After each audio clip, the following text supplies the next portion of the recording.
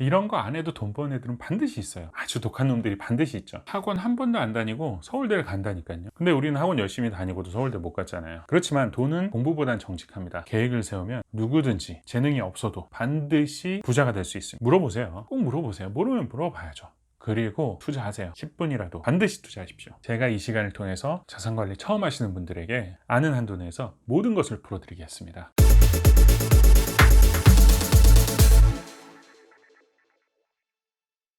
안녕하세요, 한도화입니다. 오늘은 중고차 무조건 100만원 싸게 사는 방법을 제가 알려드리려고 합니다. 약간의 지식적인 것이 필요하긴 한데 이 프로세스를 알아두고 좋은 공부를 하시면 자동차라는 것은 적게는 수회부터 차 좋아하시는 분들은 수십 회 차량을 바꾸셔야 되는데 이럴 때 좋은 팁이 될 것입니다. 그래서 재정적으로도 상당히 중요하다는 생각이 듭니다. 자동차라는 것은 자산에 포함되긴 하지만 감가상각이 상당히 심한 자산 중에 하나입니다. 그래서 자동차의 재정적인 관리만 잘 해도 상당히 도움이 되실 텐데 그 부분에 대해서 오늘 이야기를 하려고 합니다. 중고차를 100만원 싸게 살 수 있는 방법 반드시 알아두시기 바랍니다. 본격적으로 제 지인이 자기가 탔던 차를 1000만원에 매매상에게 넘겼는데 나중에 그 차가 상품화돼서 나온 모습을 보니까 1200만원에 상품이 나왔다고 합니다. 그래서 정말 화산이 폭발한 거죠.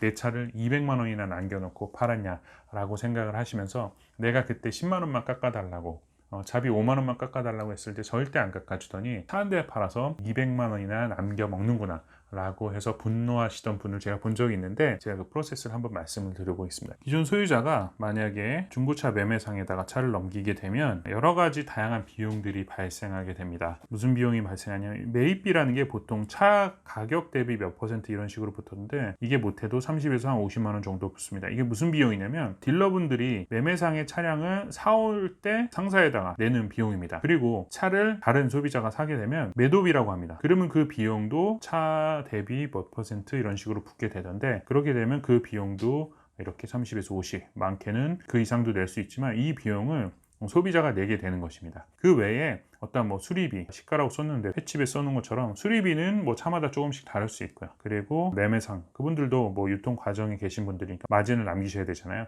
그래서 이런 비용들은 그냥 우리가 자연스러운 현상이라고 한다면 이 상사에 등록되고 빼오는 비용들이 약 100만 원 정도 소비가 되게 됩니다. 그래서 앞에 이 사례에서 보면 비용이 한 100만 원 정도 들고 차량 수리비가 몇십만 원 들었다면 실질적으로 딜러분이 갖게 되는 마진은 50에서 많게는 100만 원 정도 받게 되는데 이 비용도 많다고 생각하실 수도 있겠지만 어찌됐든 유통 구조는 이렇게 되는데 저는 이 매입비나 매도비를 아낄 수 있는 방법이 없을까라고 고민을 해봤는데 방법이 있습니다. 뭐냐면 법원, 경매, 자동차를 선택을 하는 것입니다. 즉 이 비용을 아끼기 위해서는 그리고 심지어는 이 매매상 마진을 아끼기 위해서는 수리비는 어차피 들어가게 되니까요. 직거래를 하면 상당히 쉽겠죠. 근데 직거래라는 것은 단점이 뭐냐면 차의 상태나 이런 것들은 차치하고서라도 내가 원하는 종류의 차량을 마음대로 선택할 수 있는 그 선택의 폭이 넓지가 않습니다. 그 부분을 해결해 주는 것이 법원 경매 자동차들을 내가 낙찰을 받는 것입니다. 그렇다면 차량 종류가 어느 정도냐? 요즘에 코로나로 인해서 경매가 많이 활성화되지 않았음에도 불구하고 차가 종류별로 이렇게 다양하게 있습니다. 그리고 외제차도 상당히 많아요. 그리고 외제차 같은 경우는 감가가 더 심하기 때문에 새 차를 사는 게 너무 아깝게 느껴질 정도로 외제차도 상당히 많습니다. 그러면 다양한 질문들이 나올 수 있잖아요. 이런 질문을 가장 많이 받습니다. 이거 공부해야 되는 거 아니냐? 상당히 어려운 부분 아니냐라고 얘기하는데 경매 절차는 지금 한 번도 안 해보신 분은 상당히 어렵게 느껴지실 수 있겠지만 이 프로세스는 한 번 정도 해보시면 상당히 쉬운 것을 알 수 있습니다. 왜냐하면 부동산 경매 같은 경우는 권리 분석이나 이런 것들이 상당히 어렵고 집에 어떤 점유자나 이런 분들이나 어떤 세입자나 이런 부분들에 대해서 내가 명도해야 될 부분들이 상당히 까다로울 수 있기 때문에 부동산 경매는 조금 까다로울 수 있습니다.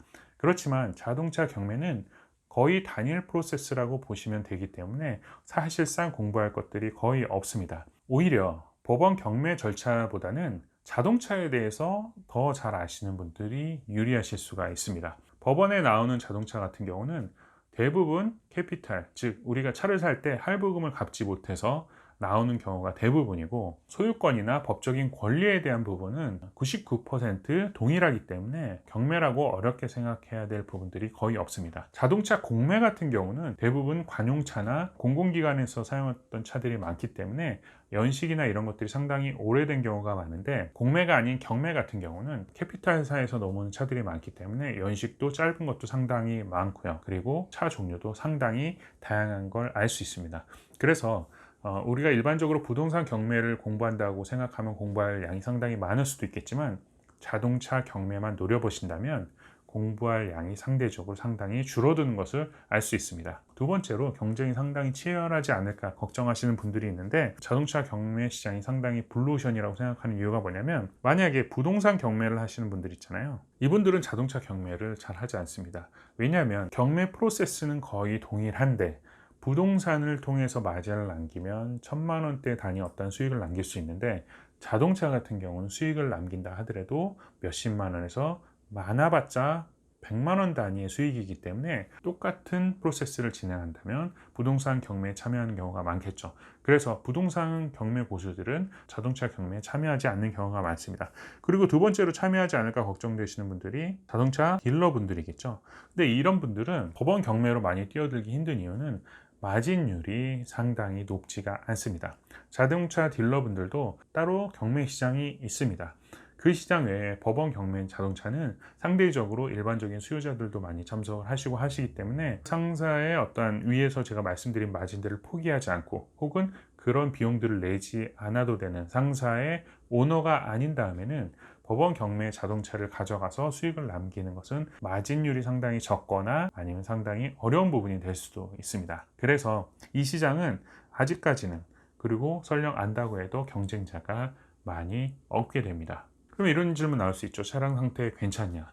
차량 상태는 대부분 다 괜찮을 수밖에 없는 게, 내가 내 차의 할부금을 갚지 못해서, 아니면 내가 회사 차를 샀는데 회사의 자금이 어려워져서 이 할부금을 대신 갚아야 되는데, 이 차가 상태가 안 좋아서 경매가가 떨어진다.